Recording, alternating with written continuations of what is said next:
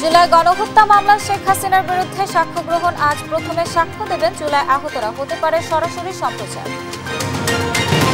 5 August সপক্ষের উপস্থিতিতে আনুষ্ঠানিক জুলাই ঘোষণাপত্র প্রকাশ, সাংবিধানিক রূপ দেওয়ার ঘোষণা ক্রীড়া উপদেষ্টার। ঘোষণাপত্র সাংবিধানিক, সেই ঘোষণাপত্রকে সাংবিধানিক স্বীকৃতি দেওয়ার একটা ঐকমত্যের রাজনৈতিক দল, প্রধান রাজনৈতিক দলগুলোর সাথে আমরা আসতে পেরেছি।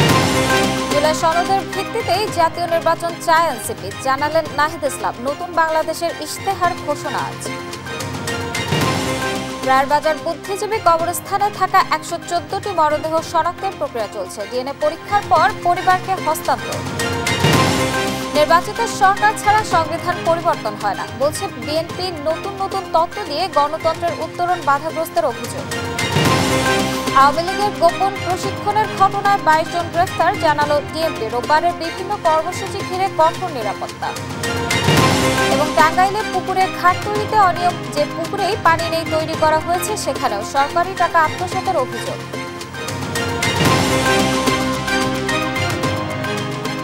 দেখছিলেন সংবাদ শিরোনাম। সংবাদ সকালের সাথে আছে আমি আফ্রোদিতি মোশাররফ পার্বণ। এবার বিস্তারিত। জুলাই গণহত্যার মামলায় আন্তর্জাতিক অপরাধ ট্রাইব্যুনালে শেখ হাসিনার বিরুদ্ধে প্রথম সাক্ষ্য গ্রহণ আজ। ট্রাইব্যুনালের অনুমতি সাপেক্ষে করা হতে পারে লাইভ সম্প্রচার। প্রসিকিউটর গাজী এইচ তামিম জানিয়েছে, প্রথম দিনে সাক্ষ্য দেবেন জুলাই আন্দোলনের আহতরা। নিরাপত্তার স্বার্থে নাম ছাড়া আর কোনো তথ্য প্রকাশ করা যাবে না। আরও জানাচ্ছেন সাবরিনা মজুমদার। জুলাই গণ অভ্যুত্থানে দেশ জুড়ে যে ব্যাপক গণহত্যা হয়েছিল তার নেতৃত্বে ছিলেন পলাতক ফ্যাসিস্ট সরকারের প্রধান শেখ হাসিনা। তার নির্দেশনায় নৃশংসতায় বলি 1400 প্রাণ, আহত 20,000-এরও বেশি। রোববার গণহত্যার মামলায় শেখ হাসিনা, আসাদুজ্জামান খান কামাল সহ 3 জনের বিরুদ্ধে সাক্ষ্য গ্রহণ শুরু হবে, যেখানে রাজসাক্ষী চৌধুরী আব্দুল আল মামুন। আনুষ্ঠানিক বিচার শুরু হতে যাওয়া মামলাটির সূচনা বক্তব্য ট্রাইব্যুনালের অনুমতি সাপেক্ষে করা হতে পারে লাইভ সম্প্রচার। এই সূচনা বক্তব্য আমরা সরাসরি ব্রডকাস্ট করার জন্য আন্তর্জাতিক অপরাধ ট্রাইব্যুনাল আইনের 9 ধারা মতে ট্রাইব্যুনাল কাছে আবেদন করব। সাক্ষ্য উপস্থাপনে প্রাধান্য পাবেন প্রত্যক্ষদর্শী, সরাসরি ভিকটিমরা। প্রথম দিনে সাক্ষ্য দেবেন জুলাই আন্দোলনের আহতরা। প্রথম সাক্ষ্য উপস্থাপনের ক্ষেত্রে আমরা এই মামলায় যারা সরাসরি প্রত্যক্ষদর্শী এবং যারা এই মামলার ভিকটিম, যারা নৃশংসভাবে আহত হয়েছে, যাদের শরীরের একটা বড় অঙ্গ অথবা বড় অংশ স্থায়ীভাবে তারা পঙ্গুত্ব বরণ করেছে, তাদেরকে আমরা এই মামলায় প্রথম সাক্ষী হিসাবে উপস্থাপন করার চিন্তা করছি। তবে সাক্ষীর সুরক্ষা ও নিরাপত্তার স্বার্থে নাম ছাড়া কোনো কিছু প্রকাশ করা যাবে না। আন্তর্জাতিক অপরাধ ট্রাইব্যুনাল আইনের অধীনে যে বিধি প্রণয়ন করা হয়েছে, সেই বিধির 14 এবং 18 বিধিতে বলা আছে যে সাক্ষী সুরক্ষা এবং সাক্ষীর নিরাপত্তার স্বার্থে তার নাম ছাড়া অন্য কোনো কিছু প্রচার বা প্রকাশ করতে পারবে না। সেটা প্রসিকিউশনও পারবে না, ডিফেন্সও পারবে না এবং ইনভেস্টিগেশন এজেন্সিও পারবে না। ছাত্র জনতার আন্দোলন দমনে যে হত্যাযজ্ঞ হয়েছিল তার বিচারে পুনর্গঠন করা হয় আন্তর্জাতিক অপরাধ ট্রাইব্যুনাল। এখন পর্যন্ত অভিযোগ জমা পড়েছে 500টি। এর মধ্যে শেখ হাসিনা, চাংখারপুর সহ 4টি মামলার আনুষ্ঠানিকতা শুরু হয়েছে। সাবরিনা মজুমদার, দেশ টিভি, ঢাকা। আন্তর্জাতিক অপরাধ ট্রাইব্যুনাল আছেন সহকর্মী সাবরিনা মজুমদার, সরাসরি যুক্ত হচ্ছেন তিনি। সাবরিনা, জুলাই গণহত্যা মামলায় সাক্ষ্য গ্রহণের ব্যাপারে কি তথ্য আছে, বিস্তারিত জানাবেন।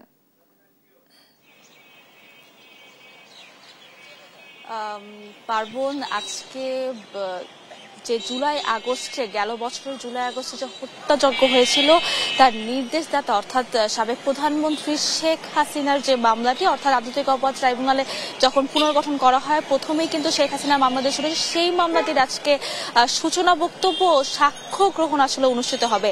এই মামলাটি আসলে আজকে আপনি আজকে যখন আন্তর্জাতিক অপরাধ ট্রাইব্যুনালে আমি আসছি তখন দেখতে পাই যে সাক্ষীদের যে নিরাপত্তার স্বার্থে আসলে আজকে পুলিশ মোতায়েন করা হয়েছে এবং পুরোপুরি আন্তর্জাতিক অপরাধ ট্রাইব্যুনালটি আজকে নিরাপত্তা চাদরে থেকে গেছে। এবং সে সাথে আরেকটু যদি জানিয়ে দিতে চাই যে ঠিক 11:30টার দিকে আজকে শুনানি শুরু হবে এবং সেখানে প্রথমে সূচনা বক্তব্য, অর্থাৎ সূচনা বক্তব্যে যে আন্তর্জাতিক গণহত্যা, জুলাই আগস্টে যে গণহত্যা হয়েছিল বা গণহত্যার পরে যে ট্রাইব্যুনাল অভিযোগ আমলে নিয়েছিল এবং পরে যে আসামির পক্ষের আইনজীবীরা কথা বলেছেন, ট্রাইব্যুনাল প্রসিকিউশন কথা বলেছেন, সেগুলো আসলে কি, তারপর হচ্ছে রাজসাক্ষী আব্দুল মামুন হয়েছেন, সেগুলো আসলে পুরোপুরি সূচনা বক্তব্যে ট্রাইব্যুনালকে প্রসিকিউশন উপস্থাপন করবেন এবং পরবর্তীতে সাক্ষ্য গ্রহণ শুরু হবে। এবং আমরা যেটি জানতে পেরেছি যে সাক্ষ্য গ্রহণে আসলে 2 জন জুলাই আহত যারা হচ্ছে তারা হচ্ছে আজকে আসবেন এবং তারা সাক্ষী দিবেন এবং আজকে আব্দুল্লাহ মামুনও থাকবে এবং সেই সাথে প্রসিকিউশন, তবে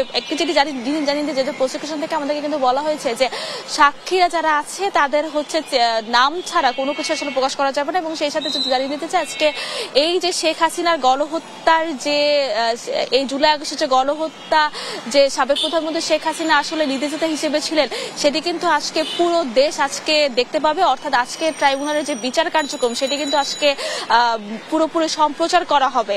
তো একটু পরে হচ্ছে এই মামলায় যিনি পলাতক নয়, অর্থাৎ সাবেক আইজিপি আব্দুল মামুন, তাকে আসলে হাজির করা হবে, যেহেতু শেখ হাসিনা এবং আসাদুজ্জামান খান কামাল মামলার যে বাকি যে 2 জন ছিল তিনি যেহেতু পলাতক, সে তাদেরকে হাজির করা হবে না, আব্দুল মামুন থাকবেন।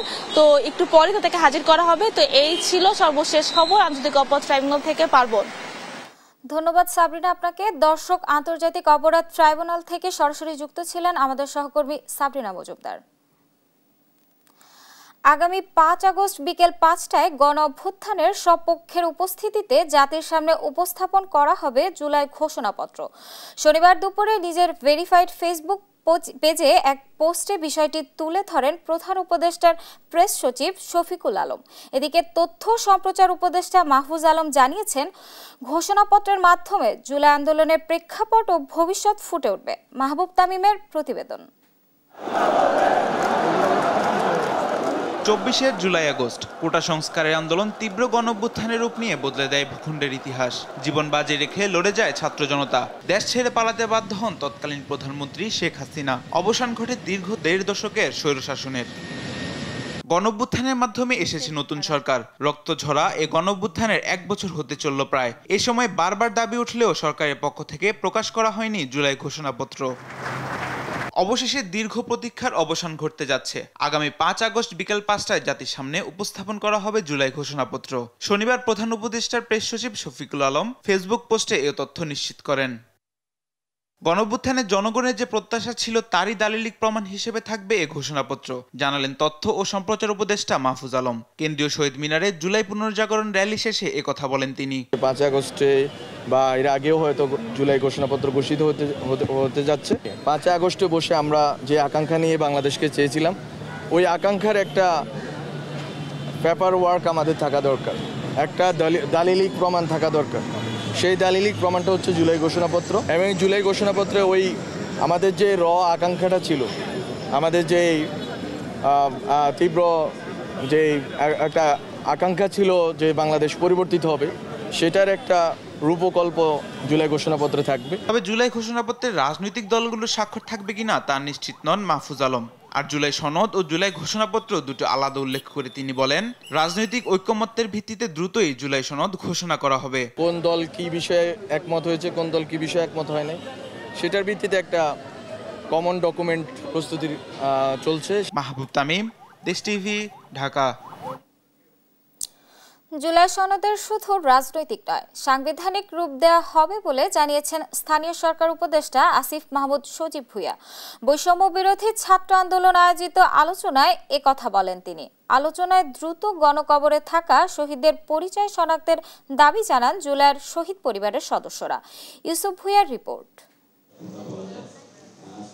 শনিবার জাতীয় চিত্রাশালয়ে বৈষম্য বিরোধী ছাত্র আন্দোলনের উদ্যোগে রিবার্লিং দ্য নেশন বাংলাদেশ 2.0 শীর্ষক সভায় হয় 5 প্যানেলের বিশেষ আলোচনা। এতে অংশ নেন অন্তর্বর্তী সরকারের স্থানীয় সরকার উপদেষ্টা, শহীদ পরিবারের সদস্য এবং রাজনৈতিক দলের নেতারা।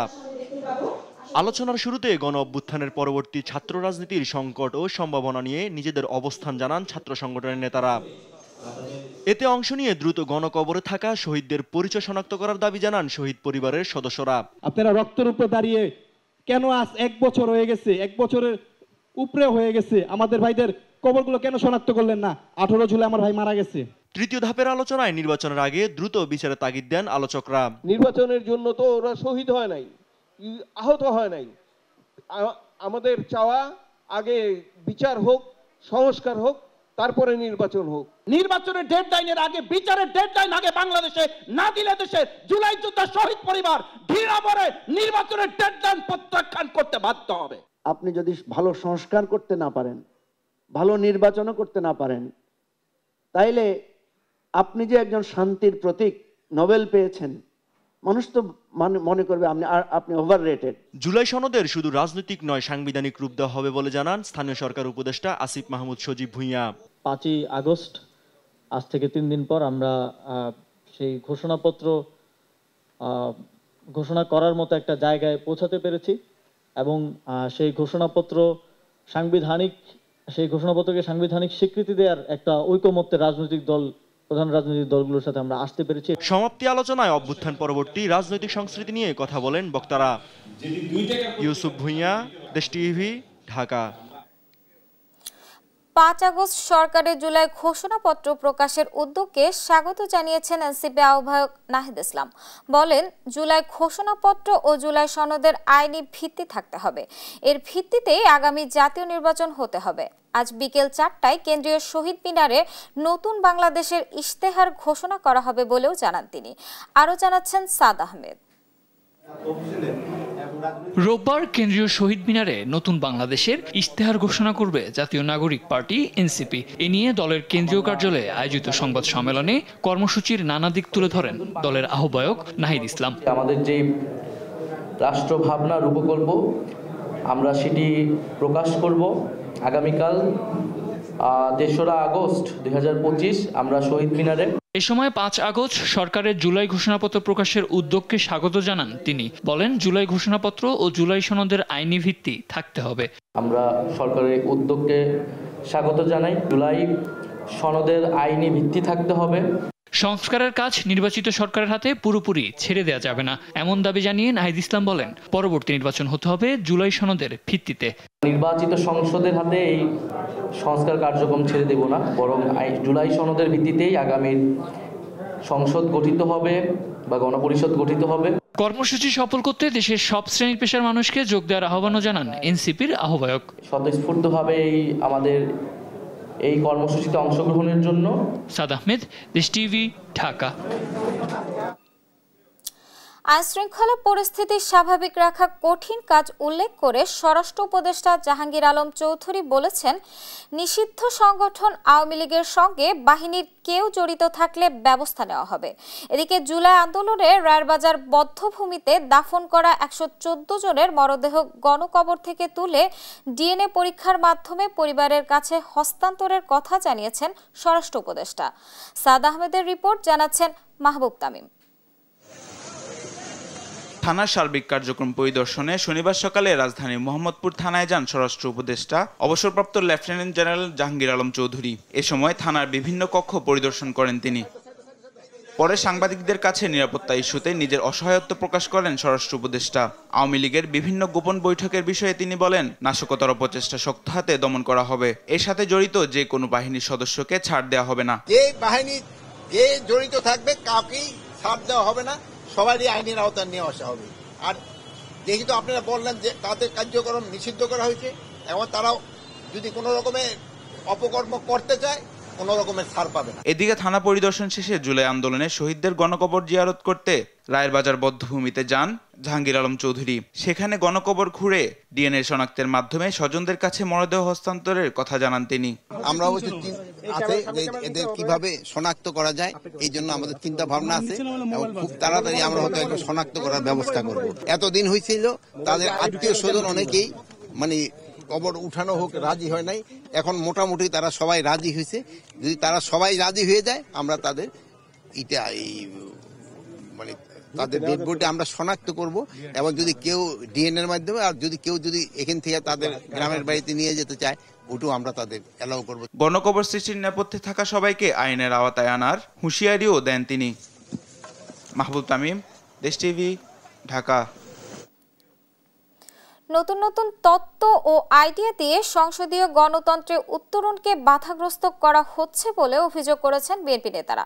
তারা বলেন, যারা বিশৃঙ্খলা করে জাতীয় নির্বাচন পেছানোর পায়তারা করছে তাদের উদ্দেশ্য সফল হবে না।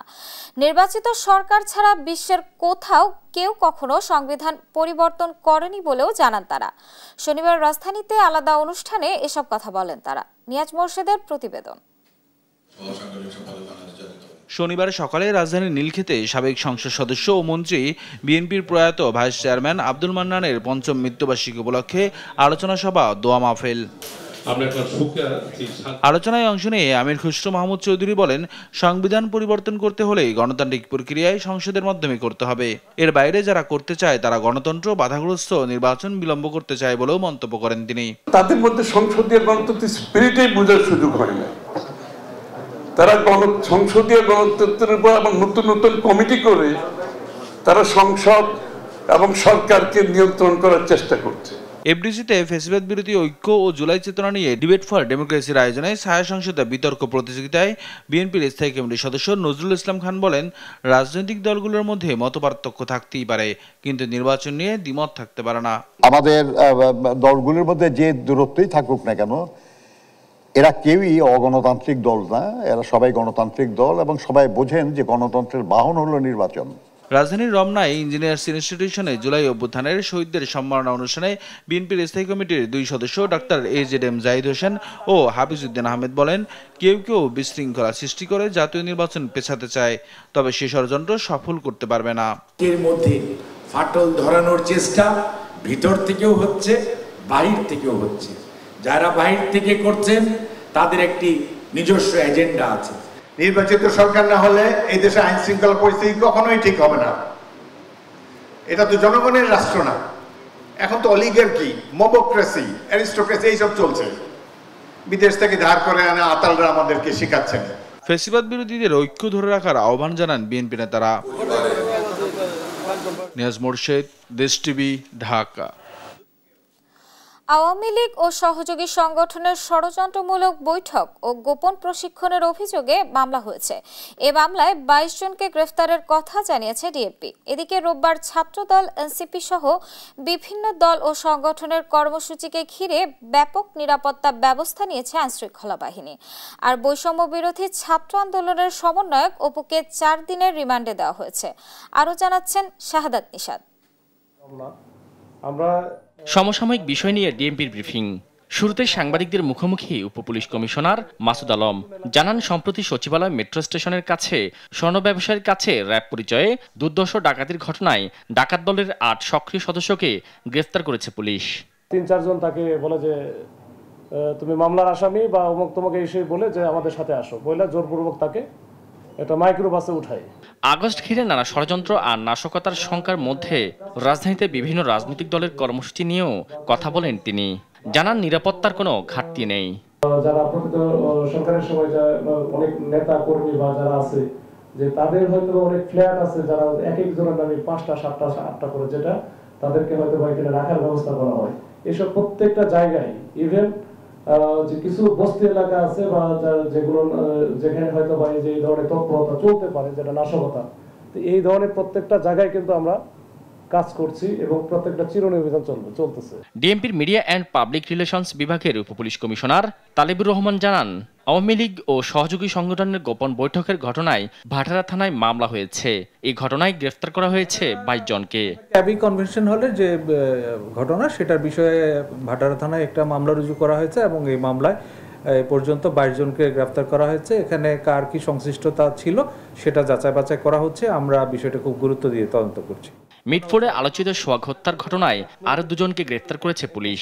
আর জিজ্ঞাসাবাদে বৈষম্য বিরোধী ছাত্র আন্দোলনের সমন্বয়ক অপুর দেয়া তথ্যের ভিত্তিতে একটি মোটরসাইকেল উদ্ধারের কথাও জানান এই কর্মকর্তা। এদিকে তাকে 4 দিনের রিমান্ড দিয়েছে আদালত। আমাদের দিক থেকে শাহাদাত নিশাদ, দেশ TV, Dhaka.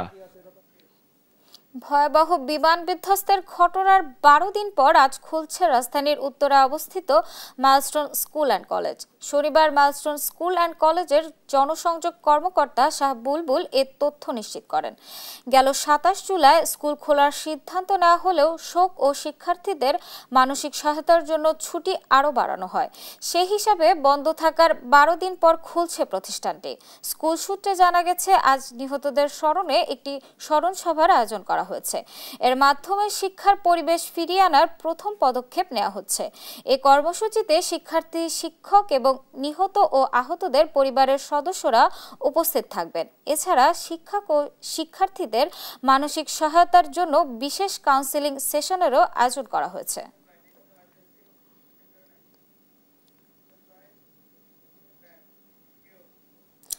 Milestone school and কলেজে আছেন সহকর্মী তন্দ্রা তারুণ্য। সেখান থেকে সরাসরি যুক্ত হচ্ছেন তিনি। তন্দ্রা, আজ ক্লাস শুরু হওয়ার ব্যাপারে কি তথ্য আছে, আমাদেরকে বিস্তারিত জানাবেন।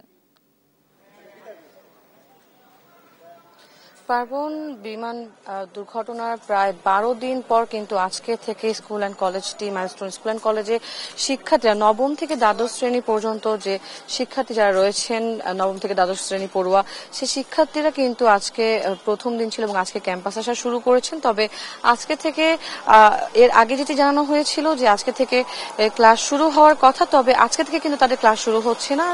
স্কুল কর্তৃপক্ষ যেটি জানাচ্ছে সেটি হচ্ছে যে তাদের কার্যক্রম আংশিকভাবে পরীক্ষামূলক কার্যক্রম শুরু হবে সোমবার থেকে, অর্থাৎ আগামীকাল থেকে তারা নবম থেকে দ্বাদশ শ্রেণীর পড়ুয়া যে শিক্ষার্থী যারা রয়েছেন তাদের আংশিকভাবে পরীক্ষামূলক তারা কার্যক্রম শুরু করবে এবং তাদেরকে ক্লাস যতটুকু জানা গেছে যে 2 থেকে 3টির মতো তাদের ক্লাস শুরু হবে। আজকে তাদের যেটি হবে যে আজকে এখানে যারা আহত হয়েছেন এবং যারা নিহত হয়েছেন তাদের সকলের আত্মার মাগফিরাত কামনার জন্য এখানে তারা এটি স্মরণ সভার আয়োজন করেছেন এবং দোয়া মাহফিলের আয়োজন করেছেন। সেটি তারা এখানে পালন করবেন এবং এটি মাইলস্টোন স্কুল অ্যান্ড কলেজের কলেজ প্রাঙ্গণে এটি পালন করা হবে এবং এর জন্যই আজকে সকাল থেকে আমরা দেখেছি যে নবম থেকে দ্বাদশ শ্রেণীর পড়ুয়া যে শিক্ষার্থী যারা রয়েছেন তারা কিন্তু একে একে সবাই সকাল 8টা থেকে শুরু করেছেন এবং তারা কিন্তু সকলেই ধীরে ধীরে ক্যাম্পাসে প্রবেশ করেছেন এবং তারা এখনো কিন্তু সেই দোয়া মাহফিলের সেখানে কিন্তু প্রস্তুতি চলছে বলা যায়। এবং পাশাপাশি যদি আমি বলি যে এই দুর্ঘটনায় কিন্তু যে স্কুল শিক্ষিকা যিনি নিহত হয়েছেন তারও কিন্তু এখানে যারা পরিবারবর্গ রয়েছেন এবং যারা নিহত বা আহত হয়েছেন তাদের পরিবাররাও কিন্তু এখানে ধীরে ধীরে আসা শুরু করেছেন এবং যেই অস্থায়ী মেডিকেল ক্যাম্প এবং কাউন্সিল যেটি এখানে চলছিল দীর্ঘ কয়েকদিন ধরেই ঘটনার পরপর থেকে আমরা দেখেছি যে এখানে অস্থায়ী মেডিকেল ক্যাম্প চলছে এবং কাউন্সিলিং চলছে শিক্ষার্থীদের জন্য, সেটি কিন্তু এখনো চলমান রয়েছে এবং এর আগেও যেটি জানা গিয়েছিল যে যতদিন পর্যন্ত আসলে শিক্ষার্থীদের সেটি দরকার পড়বে ততদিন পর্যন্ত কিন্তু অস্থায়ী মেডিকেল ক্যাম্প এবং কাউন্সিলিং ক্যাম্প কিন্তু চলমান থাকবে। তো পার্বণ, মাইলস্টোন স্কুল অ্যান্ড কলেজের সামনে থেকে এই ছিল আমার কাছে সর্বশেষ। ধন্যবাদ তন্দ্রা আপনাকে। দর্শক, মাইলস্টোন স্কুল অ্যান্ড কলেজের সর্বশেষ পরিস্থিতি জানাছিলেন আমাদের সহকর্মী তন্দ্রা তারুণ্য। রাজধানীর শাহবাগে আছেন আমাদের সহকর্মী তাইফুর রহমান তুহিন। সেখান থেকে সরাসরি যুক্ত হচ্ছেন তিনি। তুহিন, ছাত্রদলের কর্মসূচি সম্পর্কে কি তথ্য আছেন, বিস্তারিত জানাবেন।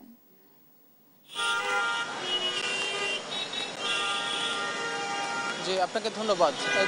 জুলাই আগস্ট গণ অভ্যুত্থানের 1 বছর পূর্তি উপলক্ষে কিন্তু আমরা আজকে দেখেছি যে রাজধানীর শাহবাগে ছাত্র দলের যে ছাত্র সমাবেশ সেটি কিন্তু এই মুহূর্তে প্রস্তুতি চলছে। আমরা দেখছি যে আমার পিছনেই কিন্তু একদম মোড়েই কিন্তু স্টেজ নির্মাণ করা হয়েছে, যেখানে আমরা দেখছি যে সেটির কিন্তু গোছানোর কাজ ইতিমধ্যেই প্রায় সমাপ্তের পথে। সেই সাথে যে শব্দযন্ত্র নিয়ন্ত্রণ করা এবং সেটি প্রতিস্থাপন করা এগুলো কিন্তু সবই শেষ হয়ে গেছে। ইতিমধ্যেই আমরা দেখেছি যে এই সমাবেশকে কেন্দ্র করে ঢাকার বাইরে থেকে অর্থাৎ বিভিন্ন জেলা থেকে উপজেলা থেকে কিন্তু ছাত্র দলের নেতাকর্মীরা ঢাকাতে এসে পৌঁছেছেন।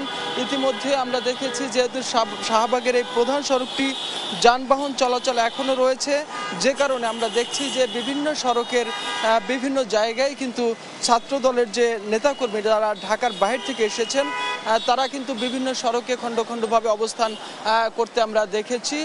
এই মুহূর্তে যেহেতু সড়কটি এখনো যান চলাচল করছে, যে কারণে কিন্তু আসলে তারা এখনো এখানে এসে উপস্থিত হয়নি। আপনি জানেন যে জুলাই অভ্যুত্থানের 1 বছর পূর্তি উপলক্ষে ছাত্রদল সবচেয়ে বড় সমাবেশ করার ইতিপূর্বেই ঘোষণা দিয়েছিলেন, যে প্রোগ্রাম থেকে শহীদদের জন্য যারা এখান থেকে নিহত হয়েছেন তাদের আত্মার মাগফিরাত করা হবে এবং তাদের স্মরণ করা হবে এখান থেকে। সেই সাথে ছাত্রদলের যে কার্যক্রম, সাংগঠনিক যে কার্যক্রম, সেটি কিন্তু বেগবান করার লক্ষ্যে এই প্রোগ্রামেই কিন্তু আপনি জানেন যে বিকেলে প্রোগ্রামটি শুরু হবে। সেখানে কিন্তু দলের চেয়ারপারসনের ভারপ্রাপ্ত চেয়ারম্যান তারেক রহমান ভার্চুয়ালি এখানে যোগদান করবেন এবং সেই সাথে দলের কেন্দ্রীয় যে নেতারা রয়েছেন তারাও কিন্তু এখানে আসবেন এবং তারা এই প্রোগ্রামে কিন্তু তারা কথা বলবেন। তো আমরা যেটি দেখছি যে আসলে এখন পর্যন্ত নেতাকর্মীরা যারা ঢাকার বাইরে থেকে অর্থাৎ বিভিন্ন জেলা উপজেলা থেকে এসেছেন তারা কিন্তু এখানে আসতে শুরু করেছেন আস্তে আস্তে। তবে হয়তো বেলা যখন আস্তে আস্তে বাড়বে তারপরে কিন্তু আমরা দেখব যে আসলে যে ছাত্রদের উপস্থিতি এবং সমাবেশে যে মানুষের উপস্থিতি সেটি হয়তো আমরা লক্ষ্য করতে পারবো। তবে আপনারা জানেন যে এই একই সাথে একই দিনে 2টি প্রোগ্রাম অনুষ্ঠিত হবে রাজধানীতে। আরেকটি হলো এনসিপির পক্ষ থেকে, সেটি রাজধানীর শহীদ মিনারে অনুষ্ঠিত হবে। আপনি জানেন যে 2টি প্রোগ্রামে কিন্তু একই জায়গা ছিল। এক পর্যায়ে কিন্তু ছাত্রদল সেখান থেকে কিন্তু শাহবাগে তাদের সমাবেশ কিন্তু তারা নিয়ে এসেছেন, যে কারণে তারা কিন্তু বলছেন যে আসলে এই সড়কটি সবচেয়ে গুরুত্বপূর্ণ যান চলাচলের জন্য। সে কারণে একটু জনদুর্ভোগ তৈরি হবে। আমরা এরই মধ্যেই দেখেছি আসলে সমাবেশকে কেন্দ্র করে কিন্তু আসলে আশেপাশের সড়কগুলোতে কিন্তু ব্যাপক গাড়ির চাপ আমরা কিন্তু লক্ষ্য করেছি। তবে যেটি মোট কথায় কিছুক্ষণের মধ্যেই হয়তো এই পুরো এলাকাটি কিন্তু আসলে ছাত্রদলের সমাবেশকে কেন্দ্র করে জনসমুদ্রে পরিণত হবে, এমন কিন্তু প্রত্যাশা করছেন ছাত্রদলের নেতৃস্থানীয় যারা রয়েছেন তারা। তো এই ছিল আমার কাছে শাহবাগ থেকে ছাত্রদলের সমাবেশের সর্বশেষ তথ্য। ধন্যবাদ তুহিন আপনাকে। দর্শক, রাজধানীর শাহবাগ থেকে সরাসরি যুক্ত ছিলেন আমাদের সহকর্মী তাইফুর রহমান তুহিন। বাস্তবে চিত্র যেন তৃতীয় শ্রেণীরও নিচে, এ বিষয়ে বিস্তারিত জানাতে আমাদের সঙ্গে সরাসরি যুক্ত হচ্ছেন সহকর্মী কামাল হোসেন। কামাল, সেখানকার বর্তমান অবস্থা কেমন? পৌরসভার এই অব্যবস্থাপনা নিয়ে সাধারণ মানুষের প্রতিক্রিয়া কি বলছে, আমাদেরকে বিস্তারিত জানাবেন। পার্বণ, আপনি যেমনটি বলছিলেন, নওগাঁ পৌরসভাটি কাগজে পত্রে মূলত প্রথম শ্রেণীর হলেও এটি বাস্তবে তৃতীয় শ্রেণীর পৌরসভার যে ন্যূনতম নাগরিক সুবিধা সেটাও পাওয়া যায় না। আমি যেখানে দাঁড়িয়ে আছি এটি জেলা নির্বাচন অফিসের একেবারে সামনে। আমার পেছন দিকটা দেখানোর চেষ্টা করব। এই রাস্তাটি একেবারে বেহাল দশা, রাস্তার কার্পেটিং উঠে গেছে অনেক আগেই এবং রাস্তায় হাঁটু পরিমাণ পানি জমে থাকে। বলতে গেলে এখানকার যে কার্পেটিং তো গেছে, এর পাশাপাশি যে ইটের যে খোয়া সুরকি যেগুলো ছিল সেটা পর্যন্ত নষ্ট হয়ে গেছে। জানিয়ে রেখে নওগাঁ 38 বর্গ কিলোমিটার আয়তনে নওগাঁ পৌরসভাটি প্রায় 2 লক্ষ জনসংখ্যা বসবাস করে। এখানকার প্রধান রাস্তা প্রায় 20 কিলোমিটার এবং এসব রাস্তার দৈর্ঘ্য প্রায় 300 কিলোমিটার। এর মধ্যে পাকা রাস্তা রয়েছে 150 কিলোমিটার, আধা পাকা 50 এবং কাঁচা রাস্তা রয়েছে 100 কিলোমিটার। এই পৌরসভাটি মূলত 1963 সালে প্রতিষ্ঠিত হলেও দ্বিতীয় শ্রেণীতে উন্নীত হয় 1980 সালে এবং 1989 সালে এটিকে প্রথম শ্রেণী উন্নীত হয়। এবং বলতে গেলে এই শহরের প্রায় 80% রাস্তার বেহাল দশা। আর রাস্তার খারাপের কথা যদি বলি, নওগাঁর চকবাড়ি থেকে দুর্গাপুর থেকে দোয়ালের মোড়, তাজের মোড় থেকে কালীতলা, নাভিদপাড়া থেকে পালপাড়া থেকে আরজে নওগাঁ, আস্তার মোড় থেকে উকিলপাড়া পর্যন্ত রাস্তার অধিকাংশই রাস্তা একেবারে চলাচল অযোগ্য। আমি এটা নিয়ে পৌরসভা কর্তৃপক্ষের সাথে কথা বলেছি। তারা যেমনটি জানিয়েছেন যে আসলে তাদের বরাদ্দ অপ্রতুলতার কারণেই মূলত তারা এইসব রাস্তা এখনো সংস্কার করতে পারছে না। পাশাপাশি আরেকটি ক্ষোভের কথা জানিয়ে রাখছি যে নাগরিক বৃন্দ যিনি জানিয়েছেন যে আসলে পৌর নাগরিক সুযোগ সুবিধা ঠিক না করে নতুন করে করের বোঝা আরোপ করা হয়েছে। আমি এখন এখানকার স্থানীয় কিছু লোকদের সাথে কথা বলার চেষ্টা করব। আমি জানার চেষ্টা করবো এখানকার স্থানীয় স্কুল শিক্ষিকাদের সাথে কথা বলবো, স্থানীয় পথচারীদের সাথে কথা বলবো যে আসলে তারা কি ভাবছেন আমি একজন স্কুল শিক্ষকের সাথে কথা বলবো যে আসলে আপনি তো এখানে স্থানীয় স্কুল শিক্ষিকা, এই রাস্তার অভিজ্ঞতা নিয়ে যদি কথা বলতেন। আসলে রাস্তার অভিজ্ঞতা বলতে আসলে কি বলবো, রাস্তা প্রচন্ড ভয়াবহ। কারণ আমরা দূর থেকে আসা যাওয়া করি, স্কুল যেহেতু এখানে আর আমার বাসা উঠেই পাড়াতে। আসার সময় আমি যদি কোনো রিক্সা চালককে বলি এই রাস্তার কথা, তাহলে তারা ভয় আসতে চায় না। শুধু বর্ষার সময় না, বর্ষাতে তো এক একটু পানি হয়, বর্ষা ছাড়াও যদি মানে বর্ষা না হয় সেক্ষেত্রে রাস্তা এত খারাপ যে কোনো রিক্সা চালক আসতে চায় না। এবং আমাদের আশেপাশে যেহেতু স্টুডেন্টদের জন্য তারা যেহেতু বর্ষার সময় আসতে পারে না, আমরা চাঁদা তুলে রাস্তা ঠিক করি, কিন্তু সেটাও বেশি দিন যায় না।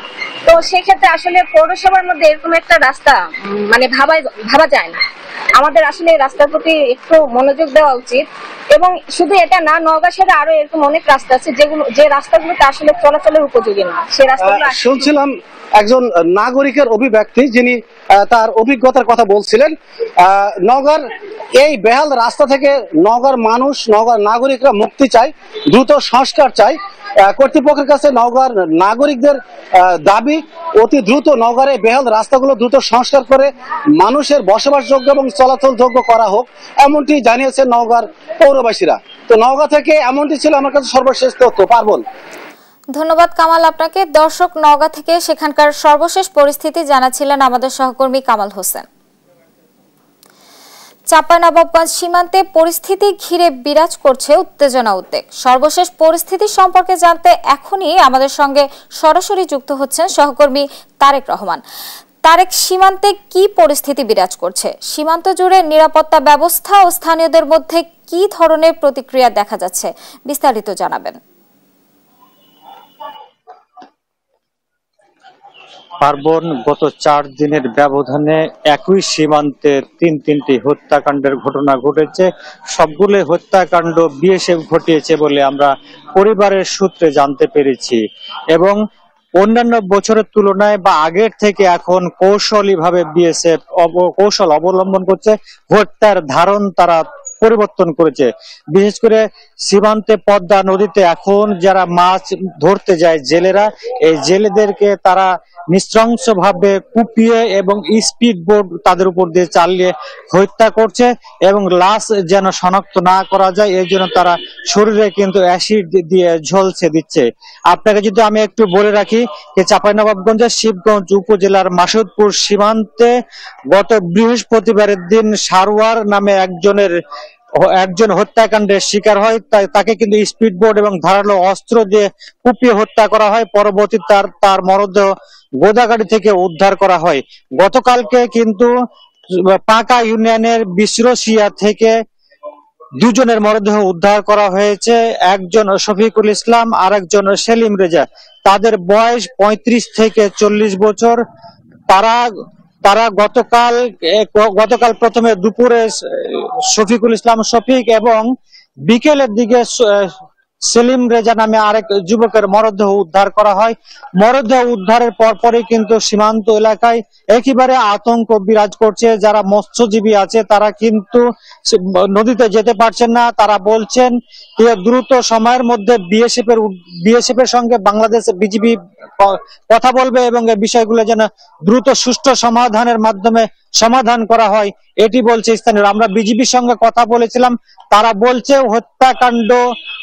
হত্যাকাণ্ড কিনা সেটি তারা নিশ্চিত ভাবে বলতে পারছে না। তবে মরদেহ দুটি উদ্ধার করে চাঁপাইনবাবগঞ্জ জেলা হাসপাতালের মর্গে পাঠানো হয়েছে। ময়না তদন্ত হলেই কিন্তু নিশ্চিত হওয়া যাবে কিভাবে তাদের মৃত্যু হয়েছে। এই ছিল পার্বণ আমার কাছে চাঁপাইনবাবগঞ্জের সীমান্ত পরিস্থিতি নিয়ে সর্বশেষ পরিস্থিতি। ধন্যবাদ তারেক আপনাকে। দর্শক, চাঁপাইনবাবগঞ্জ সীমান্ত থেকে সরাসরি যুক্ত ছিলেন আমাদের সহকর্মী তারেক রহমান। মার্কিন প্রশাসন 20% শুল্ক নির্ধারণ করায় আত্মতৃপ্তির সুযোগ নেই, তা আরো কমিয়ে আনতে আলোচনা চালিয়ে নিতে হবে বলে মনে করেন বিজিএমএ সভাপতি মাহমুদ হাসান খান। প্রতিযোগী দেশগুলোর সঙ্গে শুল্ক সামঞ্জস্যপূর্ণ হয় সরকারকে ধন্যবাদও জানান তিনি। এদিকে যুক্তরাষ্ট্রের সঙ্গে বাণিজ্য চুক্তিতে দেশের স্বার্থ বিসর্জনের সুযোগ নেই বলে জানিয়েছেন বাণিজ্য উপদেষ্টা শেখ বশিরউদ্দিন। আলিমুজ্জামান সাফওয়ানের রিপোর্ট। যুক্তরাষ্ট্র ও বাংলাদেশের পারস্পরিক আলোচনা ও দর কষাকষি শেষে অতিরিক্ত 20% শুল্ক নির্ধারণ করেছে ট্রাম্প প্রশাসন। শুল্ক নির্ধারণের পর যুক্তরাষ্ট্রের ওয়াশিংটনে বাণিজ্য উপদেষ্টা বলেন, গোপন চুক্তির মাধ্যমে দেশের স্বার্থ জলাঞ্জলি দেওয়ার কোনো সুযোগ নেই। তিনি অবতারণা করলেন যে আমরা একটা গোপনীয়তার চুক্তি করেছি। এনডিএ বা নন ডিসক্লোজার এগ্রিমেন্ট এটা খুবই একটা স্বাভাবিক বিষয়। এর মাধ্যমে দেশের স্বার্থ ক্ষতিগ্রস্ত করার কোনো উপাদান থাকলে আমরা সেই চুক্তিতে উপনীত হব না, এটাই তো স্বাভাবিক। এ নিয়ে শনিবার দুপুরে বিজিএমই ভবনে সংবাদ সম্মেলন করেন সংগঠনের সভাপতি হাসান মাহমুদ খান। বলেন 20% শুল্ক হারে আত্মতৃপ্তির সুযোগ নেই, তা আরও কমিয়ে আনতে সরকারকে আলোচনা চালিয়ে যেতে হবে। ভারত, ভিয়েতনাম, চীন, পাকিস্তান তারা কিন্তু এই ট্যারিফের পার্সেন্টেজ নিয়ে বসে থাকবে না। তাদের যে নেগোসিয়েশন, তাদের যে লবিং, এটা চলমান থাকবে এবং যে কোনো সময় তাদের ট্যারিফ আরও কম পর্যায়ে চলে আসতে পারে। সো আমরা এখানে বলতে চাই যে এখানে আত্মতুষ্টির কোনো সুযোগ নাই। প্রতিযোগী দেশগুলোর সঙ্গে শুল্ক সামঞ্জস্যপূর্ণ হওয়ায় সরকারকে ধন্যবাদ জানান তিনি। বলেন, পোশাক তৈরিতে মার্কিন কাঁচামাল ব্যবহার করলে আরও কিছুটা শুল্ক সুবিধা পাওয়া সম্ভব। যে কোনো পণ্য যুক্তরাষ্ট্রে রপ্তানি করলে তার কন্টেন্ট যদি 20% অ্যান্ড অ্যাবাভ হয়, মেড ইন ইউএসএ, সেই অংশটুক ট্যারিফ শূন্য থাকবে। অর্থাৎ আমাদের ট্যারিফ যে 20% আছে, আমরা যদি ইউএসএতে কোনো প্রোডাক্ট রপ্তানি করি তার 50% যদি ইউএস কন্টেন্ট থাকে, তাহলে ওই 50%-এর উপর এই 20% আরোপিত হবে না। আলিমুজ্জামান সাফওয়ান, দেশ টিভি, ঢাকা। সরকারি অর্থায়নে পুকুর খাল উন্নয়ন প্রকল্পে তৈরি করা হচ্ছে ঘাট, কিন্তু বাস্তবে সব ঘাটের অবস্থান নিয়ে উঠেছে প্রশ্ন। কোথাও ঘাট হয়েছে এমন জায়গায় যেখানে পুকুরেই নেই পানি, কোথাও আবার ঢাল ঠিক নেই, ব্যবহারের উপযোগী নয় পুকুর। সরকারি টাকা আত্মসাতের অভিযোগ স্থানীয়দের। প্রয়োজনের তাগিদে ঘাট নির্মাণের দাবি এলজিডি কর্তৃপক্ষের। সহকর্মী অভিজিৎ ঘোষের পাঠানো তথ্য ছবিতে জানাচ্ছেন অঙ্কন চৌধুরী। টাঙ্গাইলের ঘাটাইলের চুংলিপাড়া সরকারি প্রাথমিক বিদ্যালয়ের পরিত্যক্ত ডোবায় প্রায় 8 লাখ টাকা ব্যয়ে ঘাট নির্মাণ করা হলেও তা অপ্রয়োজনীয় স্থানে হওয়ায় ব্যবহার করা হচ্ছে না। একই ঠিকাদারি প্রতিষ্ঠানের অবহেলায় প্রায় 10.5 লাখ টাকা ব্যয়ে মসজিদের পুকুরে ঘাট ও সংস্কার করা হয়েছে, কিন্তু সিঁড়ি পানির চেয়ে অনেক উঁচুতে থাকায় ব্যবহার করা কঠিন হয়ে পড়েছে এবং পুকুর পাড় ভেঙে পড়েছে। কোনো